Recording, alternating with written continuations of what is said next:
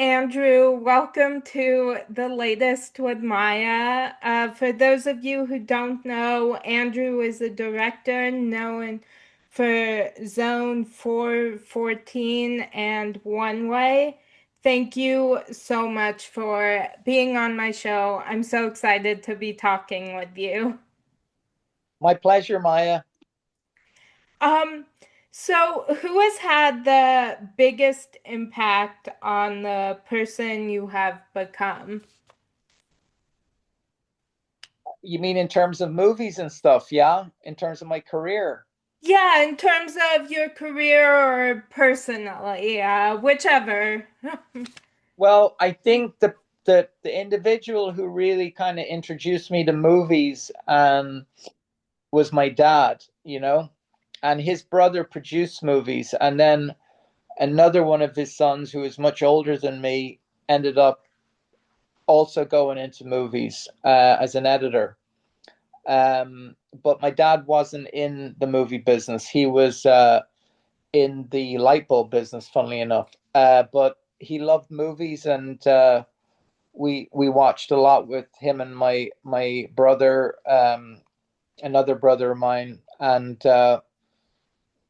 we watched a lot of British movies. We watched a lot of Hollywood movies, and I think it very much influenced the kind of movies I make, which are entertainment. They're elevated genre pieces, multiple different genres, um, and those are the movies that I grew up watching and liking. And as I got a bit older, I started to learn the kind of movies my uncle was making in London at the time in the 60s and the 70s, and they were very prestigious art movies, with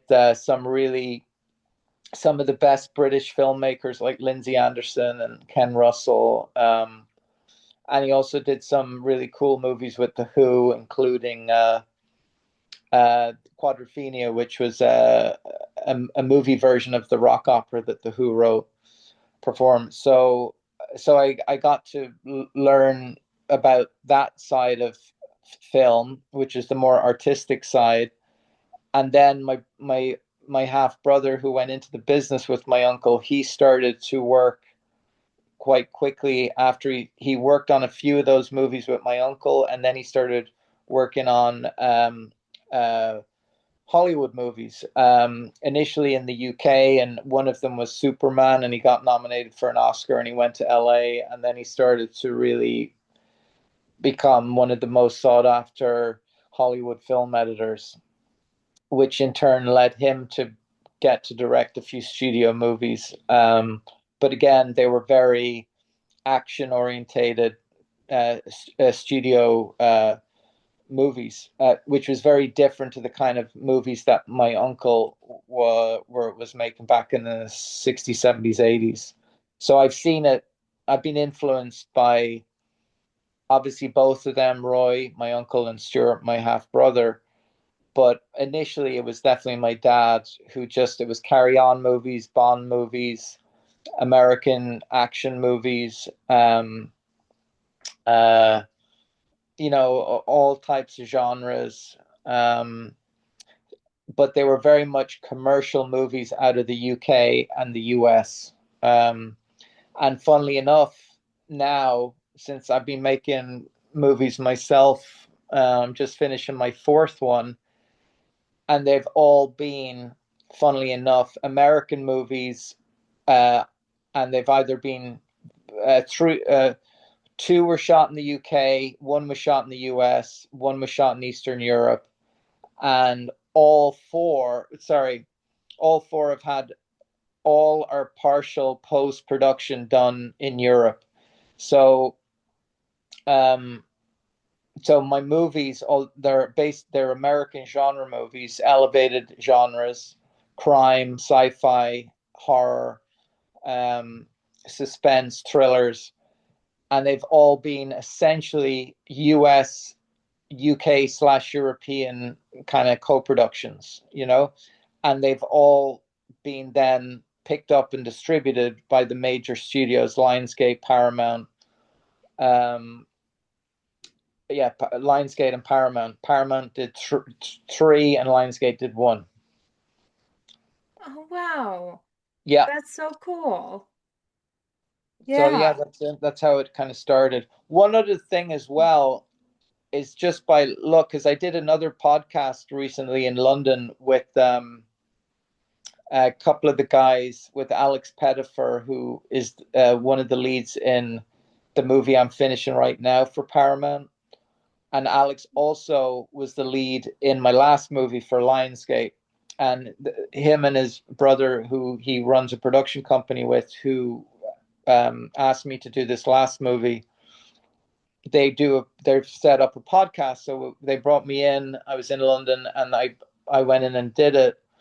And as I was talking to them, I realized how these kind of the road that's been laid out for me, all along the way, there's been fortunate opportunities. Now, I've worked extremely hard, and I pretty much had to build my own career from the ground up, but there's always been opportunities. And the first one that came when I was 17, just before I went to film school, was a movie came to Ireland with Mia Farrow, a British American movie. And my uncle had hired the location manager back in the day. So it's the only time nepotism worked. I got to work on that movie as a runner in the location department and the art department. And I got to see a really good uh, movie get made by really seasoned people, and the very seasoned British film director called John Irvin, who had a very big impact on me in terms of the types of movies he makes and the way he makes them. He's very prolific. He's in his 80s now, but he made maybe 40 movies between the US and Europe over that career, and very high profile TV as well. His He made a spy show called Tinker Tailor Soldier Spy, which really kind of launched him into feature films. And he started as a documentary filmmaker and cameraman. So I'm very much an admirer of directors who continue to work a lot over a long period of time, tackle different genres and subject matters, and are real craftsmen, and women. I really have a lot of admiration for people who have long careers, and because some movies work and some don't, and some the movies are good and the audience doesn't appreciate them, or the there's you just never know how a movie's going to get received. But the main thing is you keep making them, and like with anything, the more you do, the better you get. So Yeah. that's kind of been my MO the whole way through. Oh, wow. Yeah. So One Way is one of my all-time favorite movies. What Great. Wow. um sorry, what? I said that's fantastic, and that's so great to hear that, Maya, because I make movies for you.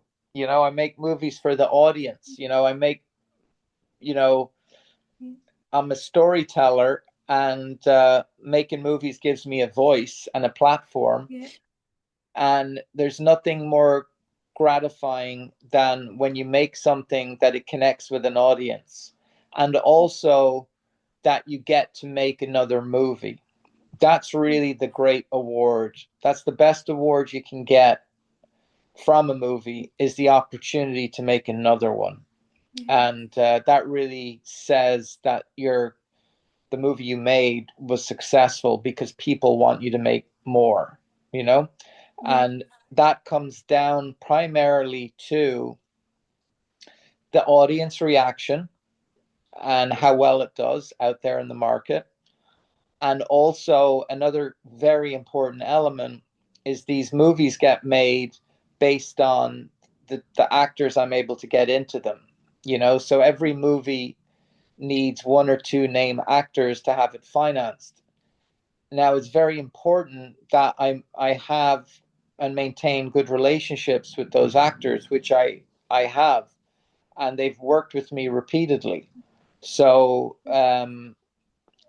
my relationship with those stars and m- m- my the audience reaction to the movies are really what are they're the fundamentals for me building my and continuing my career. Yeah. Oh, I love that. Yeah. Yeah. Yeah. So what drew you to the script for One Way? Well, it's a really kind of um, pressurized, like boiler room scenario. A lot of tension. It's very contained. It's So it took a lot of skill to kind of make that piece work, to do a whole feature film mostly based in a bus. Um, so, uh, but the characters, it's always the characters that draw me into a story. So it's not the plot, it's the characters. That is the fundamental. And I really was drawn into that lead character, Freddie. I could put myself in his situation. He felt very real. The situation was somewhat heightened. It's a movie, it's like a noir, modern day noir. Um, and the family dynamics, or the dysfunctional family dynamics of it, I totally related to. And I just felt it was really exciting, really engaging, and I could really relate to it. So I understood those characters, I related to them, and I really was invested in them, particularly Freddie. Um, and my manager had just worked with Colson on a Western called The Last Son, but I'd seen Colson in The Dirt, where he played Tommy Lee, and he stood out to me. I knew the director before I was a director. I was an art director, and I'd worked with the director on a big advertising campaign years before, and he was a very smart director. He does the Jackass movies, Jeff Tremaine. The movie wasn't that great, The Dirt. It had a lot of potential. I don't think it worked out so great, but the the um the star element to it that really shone out was Colson playing Tommy Lee. So when my manager had worked with him, and actually they'd had another actor in that role for that Western and they had to replace him and they got Colson, I said, that was a smart move. I think this guy's talented. I had no interest in Colson's music. I didn't follow his music. I was kind of aware of it, sure, but I wasn't invested in it or whatever. But I saw how good an actor he was. So I was like, I want him to play the lead in One Way. And he wasn't a well-known bankable name in movie terms. He'd done several movies, but he wasn't going to be able to finance a movie. But I still wanted him. And funnily enough, we sent it to him and we said, look, he's on tour. It might take a couple of weeks for him to get back. But he actually was back within 2 days. He'd read it, funnily enough, on a plane. It's in the EPK, or the behind the scenes documentary on making the movie. He talks about this, where he read the script for 45 minutes. He landed. He waited for his phone to come back on so he could call his agents and say, I'm doing this movie. So that's how much he was invested in it, how much he related to it. And we really had a very good creative relationship on that movie, because we both knew that character, and it wasn't an easy role to play. It was his first time carrying a movie. He's stuck on a bus. It was a lot riding on him, and he totally pulled it off. And also, it was the middle of COVID, so we all had to wear masks, and it was very uncomfortable. But that all added to the tension and the palpable tension that's in the movie. It's like, let's get this thing shot so we can get off this bus, you know. We didn't have a lot of time to make the movie, because in the market, trying to sell a very contained movie like that is not easy, because the distributors like much bigger scale pieces. And I had just made a pretty large scale science fiction movie. So this was a very different um, type of movie that I was doing. They're both essentially thrillers, but executed in very, very different ways, you know? Yeah. Oh wow. Yeah, I have seen One Way. I don't even know how many times I've watched it so much. I'm a fan of everybody in the movie, and yeah, Coulson, his music is like he's one of my favorite musicians, and so yeah, I Really just cool.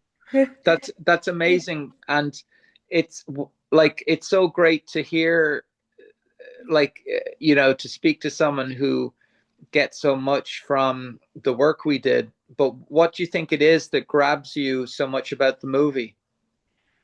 I don't know. I think there's so many. Like one, like I said, I love everybody in it. And then it's such an interesting story. And also, I love the fact that a lot of it is on, like, it's one location and it Yeah, keeps you so invested the whole time. yeah. Um, and yeah. Well, look, it's essentially about a father trying to do right by his kid when he's kind of messed up his whole life and taken the wrong turns constantly. And this is about him eventually deciding to take a right turn rather than a wrong turn. And he's willing to like sacrifice everything to do that. So people can relate to that, you know? Yeah. And it's simple stories with rich characters that are well executed seem to really grab me, and I think they really work. And talking about Colson's music, funnily enough, what happened was, obviously, then once we started to work together and talk about Freddie and the movie, I started to look more into his music.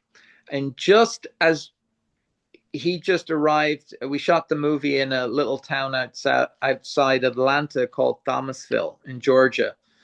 And just as he arrived in Georgia, I believe he just released a single called Lonely. Oh, yeah. No, what happened was he just literally had been on Saturday Night Live performing the tune. And I tell you what, I was so blown away by that tune. It was so relevant to Freddie, it was so relevant to the character, to the movie. And it is, I must have watched that performance 20 times. But, and then, because he shot the performance of Saturday Night Live, and it was live. They broadcast it a few days later because he shot the performance. He got on the plane. He flew to Thomasville, and we started, working through the character, whatever. We're in prep. Um, that's right. He literally got to Thomasville, and a few days later, we were shooting.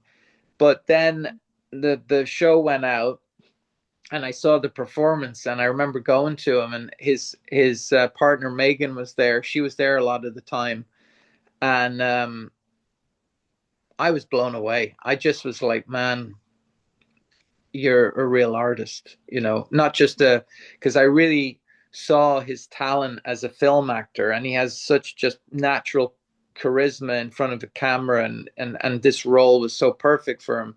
But also as a musical artist, I mean, that track really grabbed me, and his performance of it.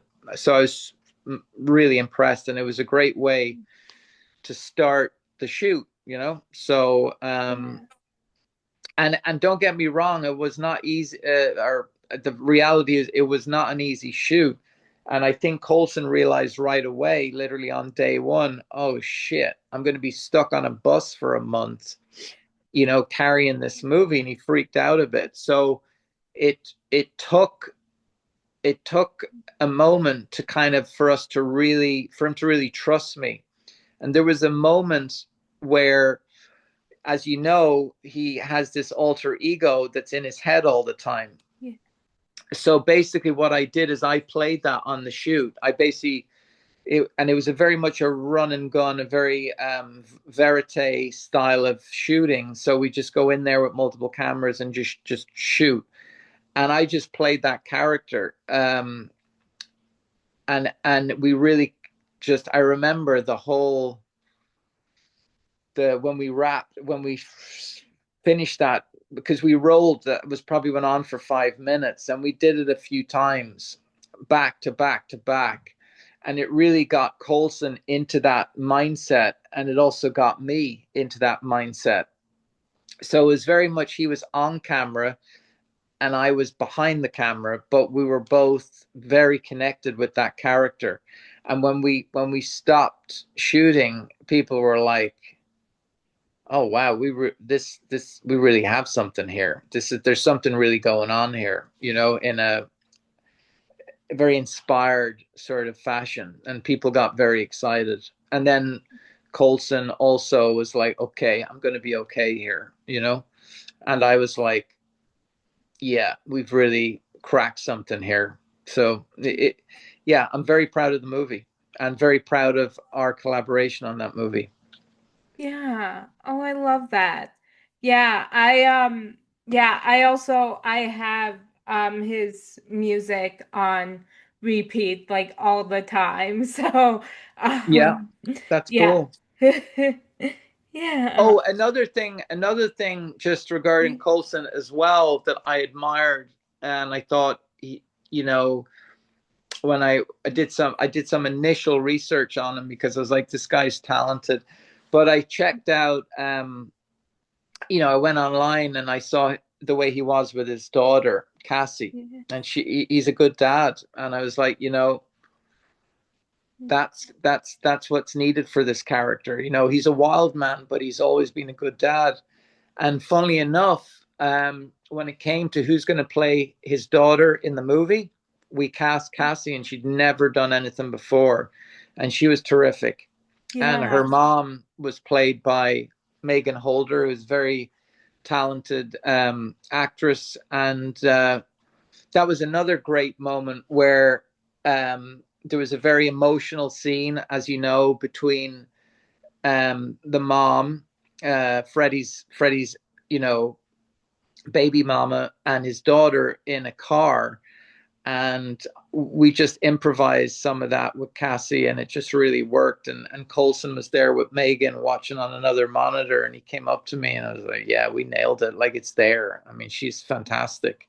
So yeah, she was really wonderful in the movie. So it made it very personal that Colson was there with his daughter who'd never been on camera before, never, and she's nailing it and he's nailing it. And it was a very intense shoot and very uncomfortable at times, but the work and the creative work being done was really good. It was super strong. Yeah. Yeah. Oh wow. Yeah. So what is something people are always surprised to learn about you? By the way, it's not Cassie, it's Casey. So sorry about that. I'm Oh, a no little worries. I um always yeah, I always get the pronunciation wrong. So yeah, funnily enough, I'm a little dyslexic, so um uh you know a movie starts with a screenplay. A movie starts with words.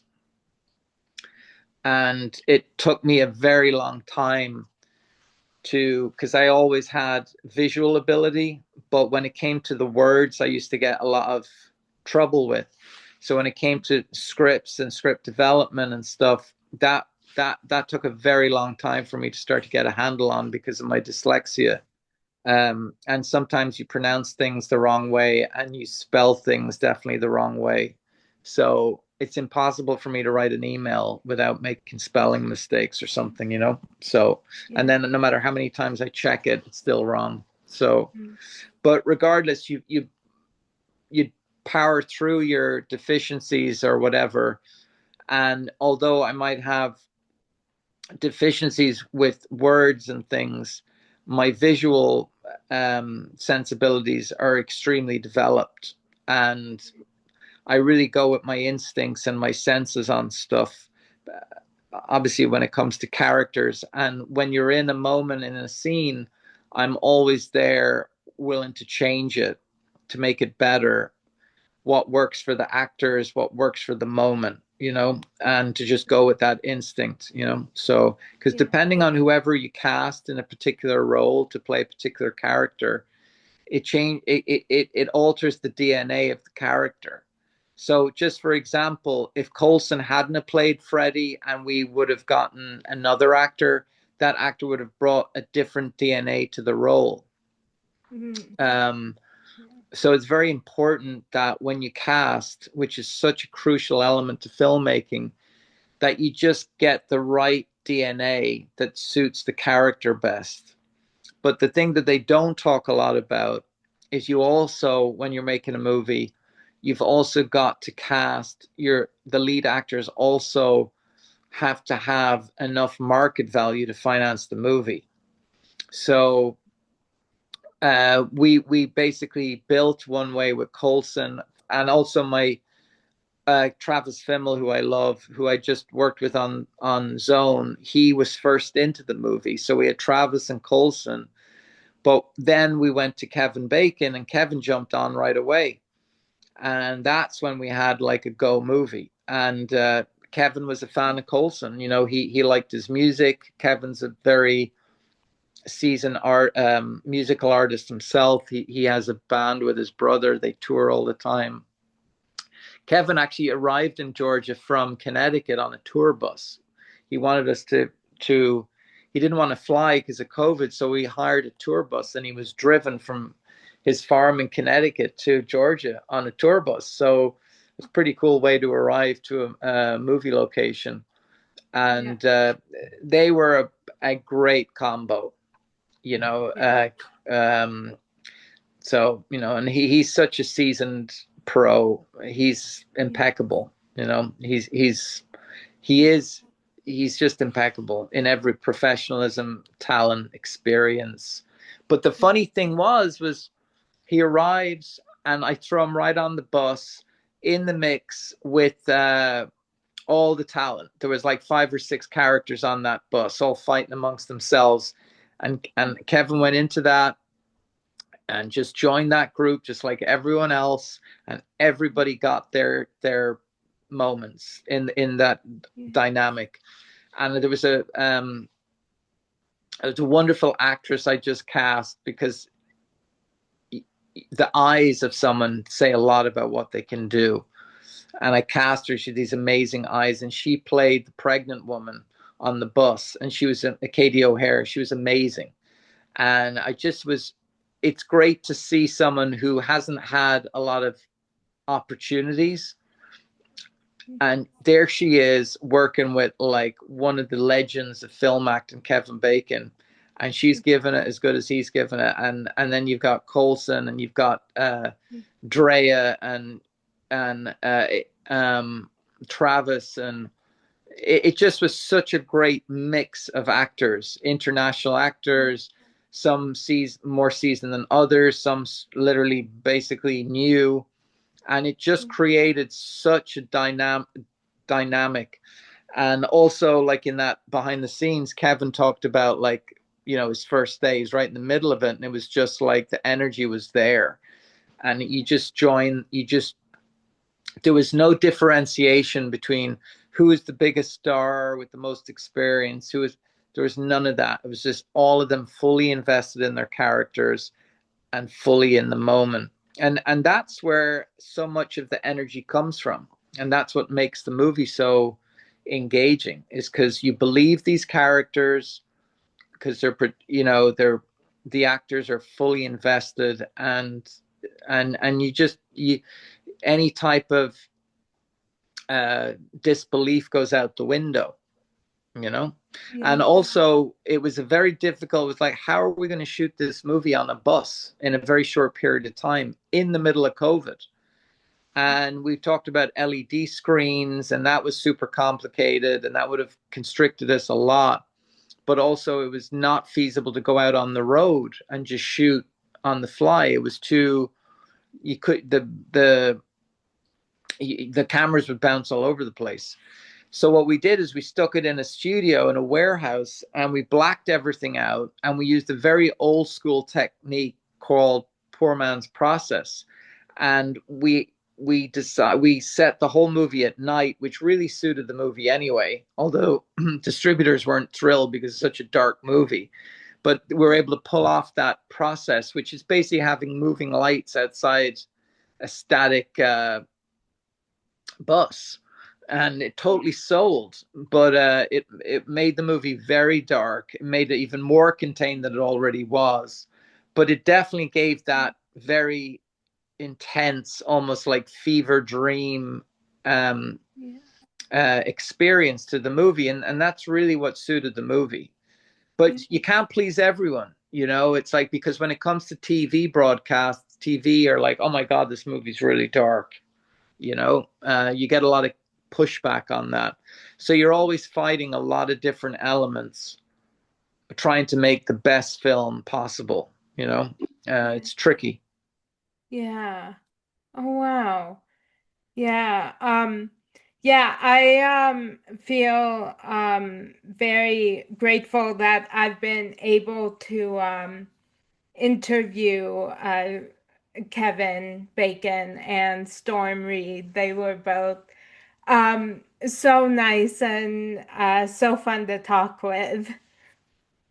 That's cool. I think I saw you interview Kevin, and Storm is another one, absolute powerhouse.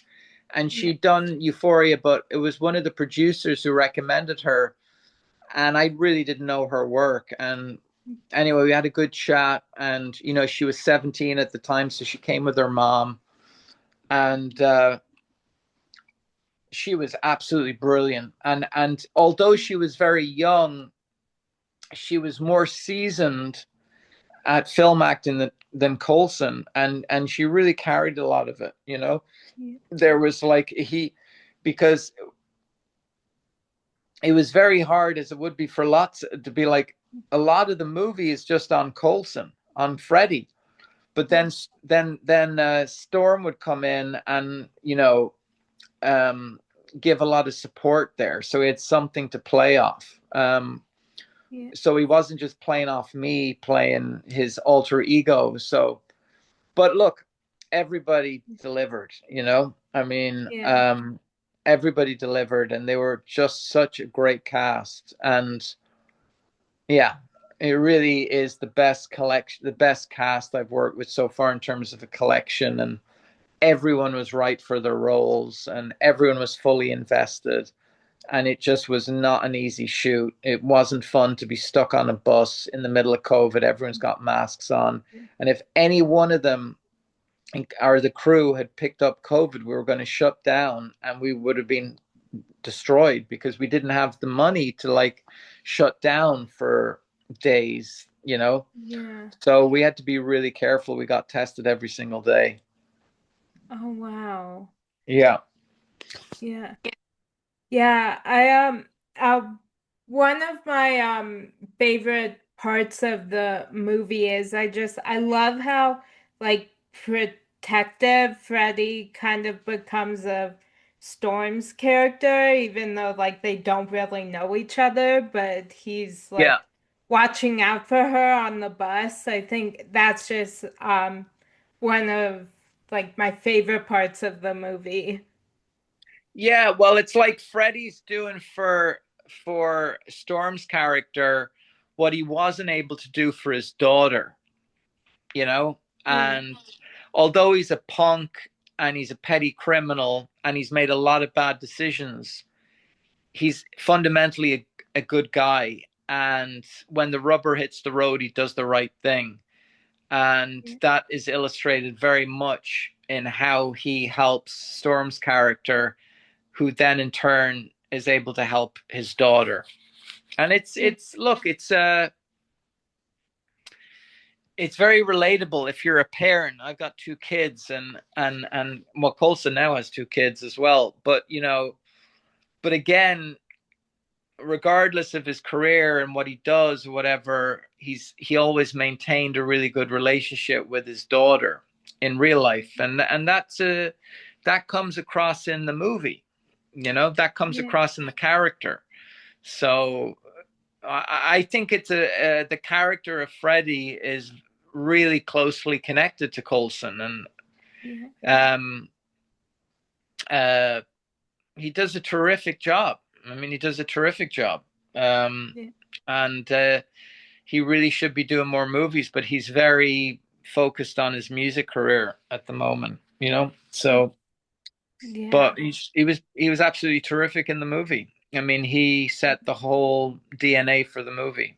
Absolutely. Yeah. Wow. Yeah. So, what is something people are always surprised to learn about you? Um, Funnily enough, people are surprised that I'm Irish because I've lived in California for so long.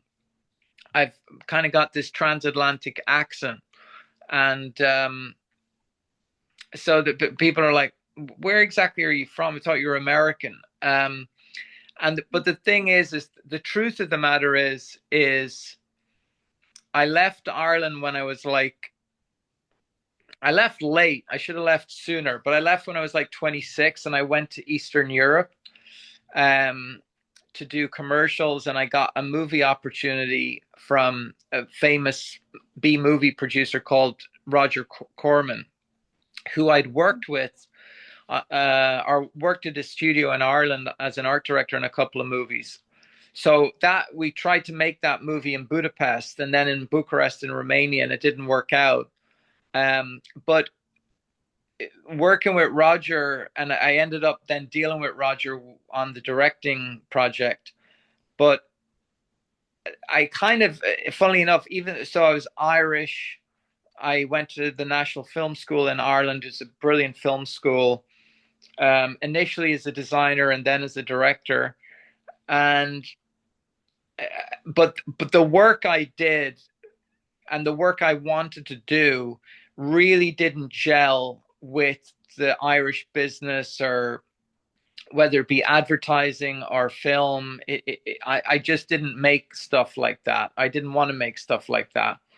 I was much more focused on genre and entertainment. So I should have left sooner, but I set up and ran a company with my brother for a few years in Dublin. We made a lot of shorts and music videos and documentaries and things. And then we kind of reached a point where we'd nowhere else to go and shut down. And then I went to Eastern Europe to explore more possibilities. Um, and I had, before I set up with my brother, I had done a year in the film studio in the west of Ireland. So Roger Corman, this very famous B movie producer, everybody went through his studio in LA. He had a studio in Venice. Coppola, Scorsese, Jack Nicholson, Dennis Hopper, you name it. Everybody went through the Corman School. They all made like low budget, like exploitation movies with Roger, and he gave everybody their first shot. And I experienced that from Roger when he offered me that movie in Budapest. And I was going to be working with Christopher Lee, who's a very famous British Hammer horror icon. And I realized that I was able to educate myself. No, I was educated in the American system of filmmaking by doing those movies at the Corman Studio. And at the same time, I also was educated in the British system by working on that Mia Farrow movie called Widow's Peak. So I was familiar with primarily American, but also British filmmaking. And when it came to the Irish system, which was kind of, and it still is now, somewhere between the British and the American system. I didn't quite fit in.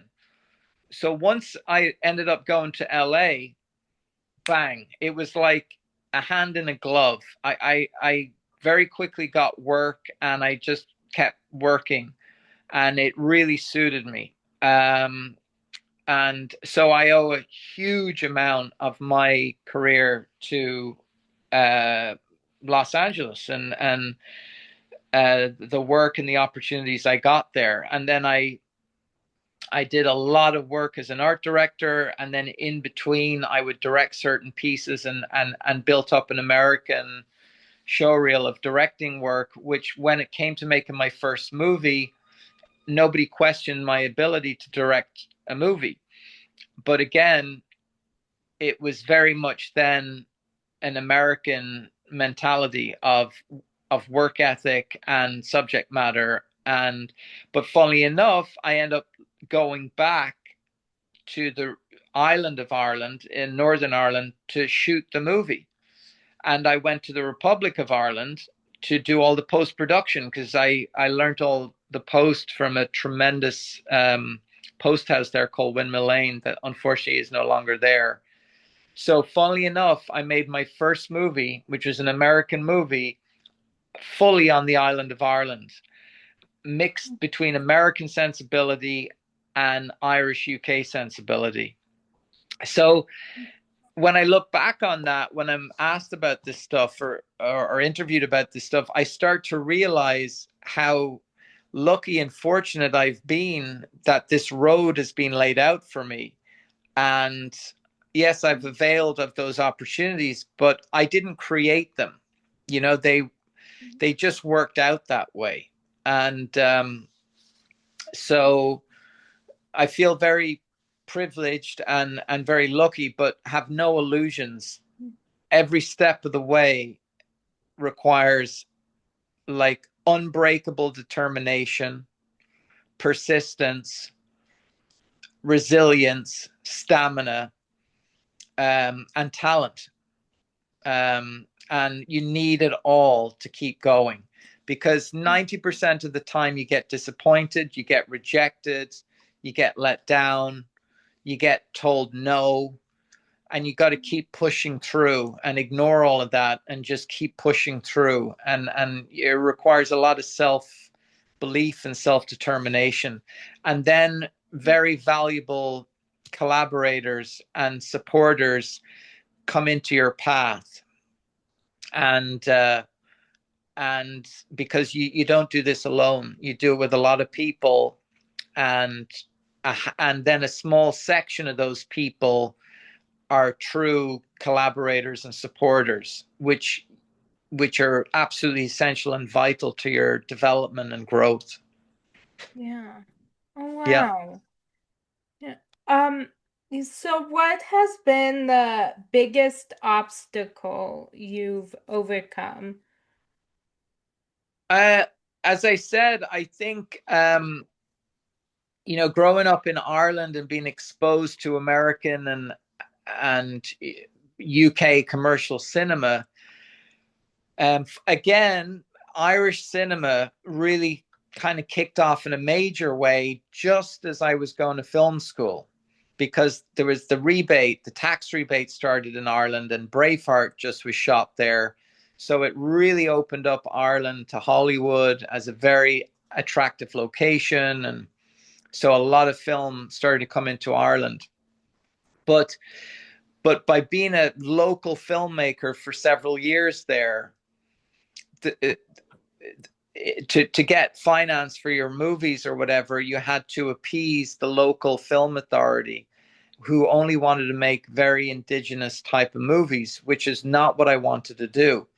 And then when it came to like commercials and advertising, the work I did was very gritty and very intense and quite dark and very visceral. None of that applied to advertising. When it came to music videos, which I loved, they didn't make music videos in Ireland, so you had to go to London to do that. And I should have gone to London, but instead I decided to set up a company with my brother and like try and do what like Ridley and Tony Scott did with RSA. Um, and we got a certain amount of the way in, but Ireland was a tiny market, and it just it is not a good place to be entrepreneurial. It's very closed and it's very small. It's gotten better over the years, but back 20 years ago, it was like if you were new, ambitious, and talented, you were a threat. So, um, the hardest thing was to be like, okay, where do I go? I have to leave. Where do I go? And I went to Budapest, and I definitely it opened some doors, and I got to see the Eastern Europe, a different world. That was very inspiring. But it really, really kicked off when I landed in LA. And I wasn't coming to LA to make it big in the movie business. I was kind of burnt out. I was like 28. I was going to have a child. I was getting married, and I just wanted to be by the beach. And I found Venice Beach. That's my spot. It's the place I've always felt most at home. And the business, the industry was far enough away, like in Hollywood and in the Valley. So because it's intense work, so you could go there, do your stuff, shoot, get the hell out of there, go back to the beach. But I owe so much of my career and my life to the U.S., but also primarily to Los Angeles.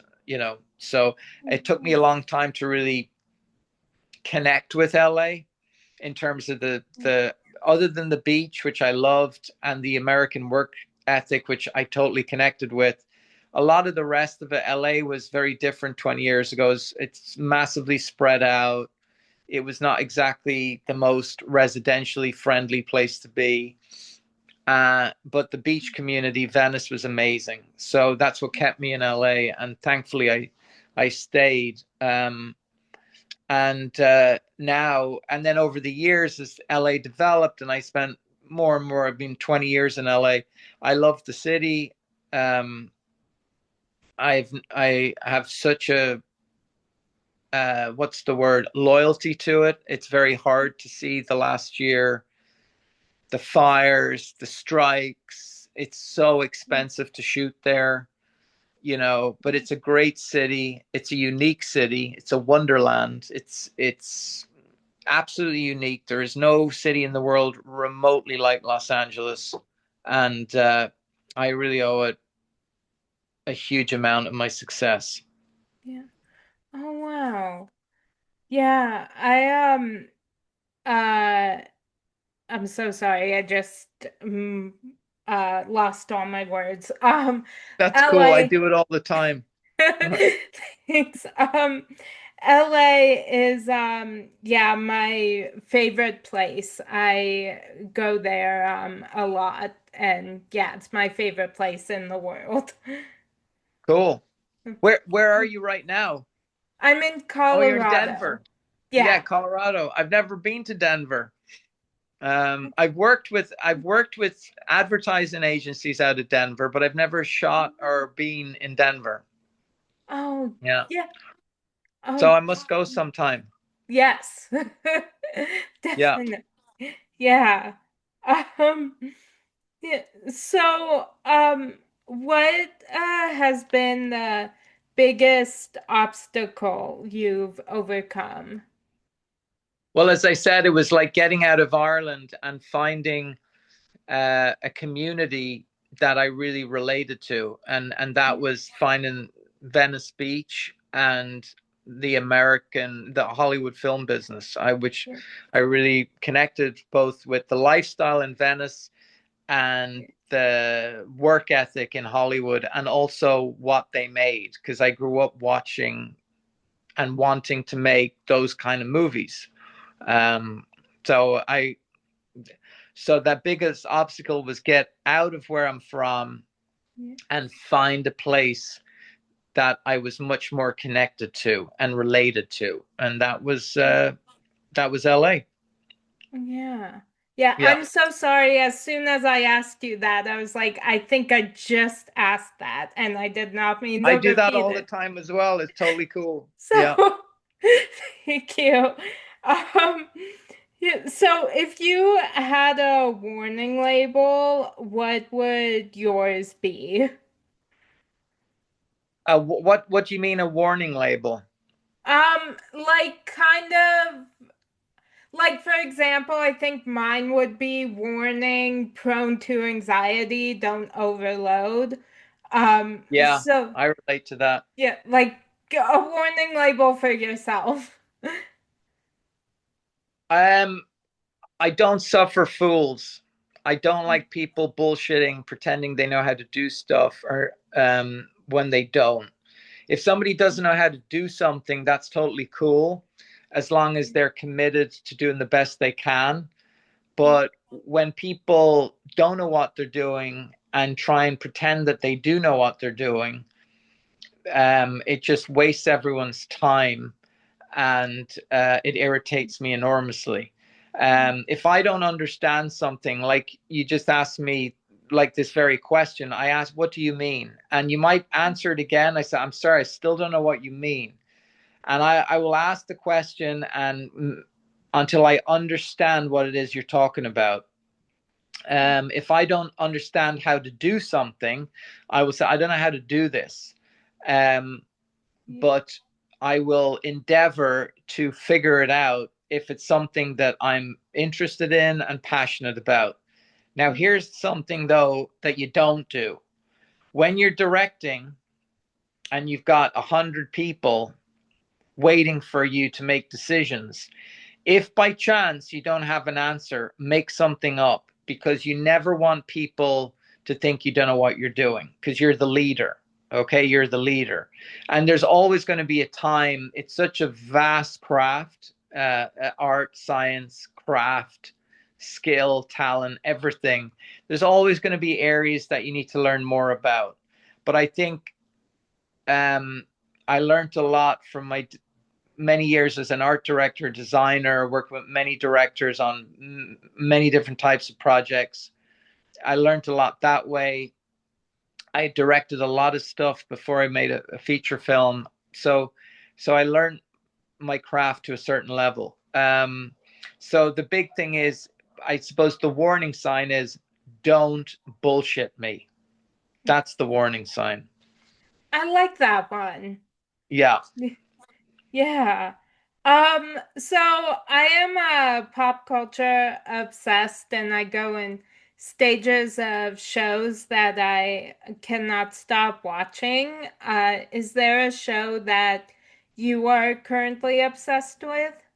Well, the funny thing is, there's so much stuff out there these days, and I get the screeners, all the screeners for the awards, and um, there was one incredible piece, the one battle after another, absolutely genius, just such a. Anyway, I adored that movie, but in terms of shows, I just rewatched True Detective season one. I mean, it's such an incredible show. And again, it's about characters and the situation they're in. Woody Harrelson and McConaughey, just gold dust. I mean, I also just watched season 3 of White Lotus, which is entertaining, but it's a lot of hype. And I actually, Walton Goggins was actually going to play the lead in Zone initially, way back. So he's great. I'm super happy for him because he's a real character. And for whatever, even back then, this is like 2015, 16. Initially was going to do Zone. It took till 2019, but Wald was going to do it. I remember the producer, I didn't know who he was. And the producer, who was a terrific guy who unfortunately died, Evson, was like, "I met this guy in Ojai. He's a terrific actor. You remind me of him." And that was Walton Goggins. And he ended up taking Tomb Raider because he was getting some cachet. What was he on? I can't remember. He's done so many big TV shows, but So he didn't do Zone, he did Tomb Raider, and but he was never like superstar. But now with White Lotus, he seems like he's gone into the superstar. Like he's a he's been really celebrated. And then Alex, who was in my last, he basically was the lead in my last two movies, Alex Pettifer. He's like, hey, listen, man, if you ever hit hard times, you can always be Walton Goggins stand-in, you know. So it's funny. He's a real character that because he's like a brilliant character actor from the 70s who has the leading man charisma, you know. So I'm delighted for him. And maybe we'll work together at some stage. What was it? Sorry, what I've lost now. What the question was you Oh, asked me? it's okay. It was, is there a show that you're Oh yeah, currently because we're talking the obsessed with? White Lotus. So look, I watched the White Lotus because they were all saying how great Walt was in it and blah blah blah, Yeah, and I watched it because of him. And he is terrific, and the English Girl from Sex Education is terrific, yeah, and Jason Isaacs is terrific. You know, yeah, Parker Posey. There's lots of great stuff in it, but I wouldn't call it a classic show. But True Detective, absolute brilliance. You know, like yeah, in the same ways when I saw Seven, just classic.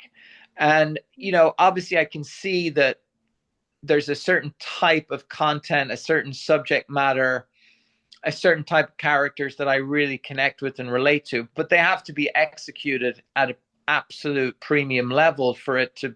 And True Detective 7, masterful, masterful. um and to be honest, I don't know.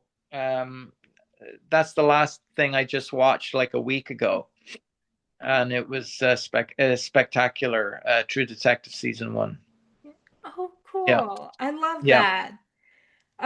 Yeah, you actually, when you mentioned Walton, he's actually in another one of my favorite movies is it's called Words on Bathroom Walls, and he's in that Sorry, what's the movie. name of the movie? Words on Bathroom Walls. I'll check it out. I've never even heard of it. It's yeah, it's so good. It's one of my favorite, another one of my favorites. Very good. Yeah. Okay, I'll check it out, Maya. Thanks for that. Yeah, of course. You Um, you seem like a really uh what's the word? Avid cinephile, but you have yeah, you very much have your own distinctive taste. I can see that. yeah. And that's very admirable. I think that's really cool. And I'm Thank super you. flattered how much you like One Way. I'll tell everyone about that because it means a lot, it really Yeah. does. Yeah. Well, yeah, I mean, I just want to say thank you for that movie because yeah, I rewatch it all the time.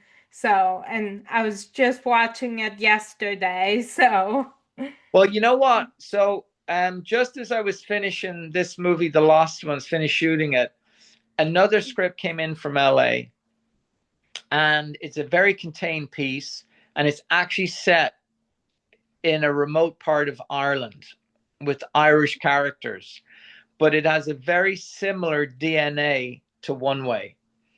So I'm going to be doing that later next year, and yeah, it's in a way it's stronger than One Way. The material, the characters, even stronger. Um, and my initial instinct is, oh, let's bring in an Irish American. Let's expand the reach of the movie. I actually have a call after this with the producers and the writer, and but you know what? Maybe it stays being an Irish movie with Irish characters. It's like a noir western, contemporary western, very similar DNA to One Way.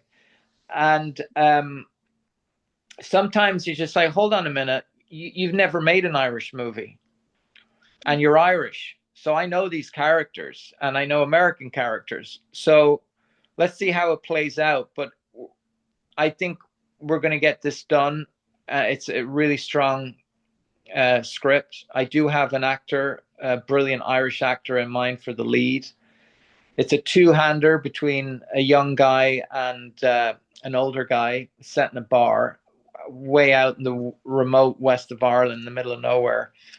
And it's very, very intense, violent, contained, very visceral piece.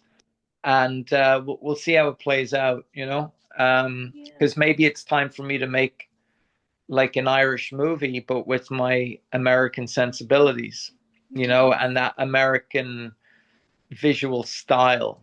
Another great compliment I got about One Way was some people compared it to what Tony Scott would do, who was a huge hero of mine even before I really admired Ridley, and then also Walter Hill. Um, so maybe that's the thing is you keep it Irish, but you bring that sensibility to it.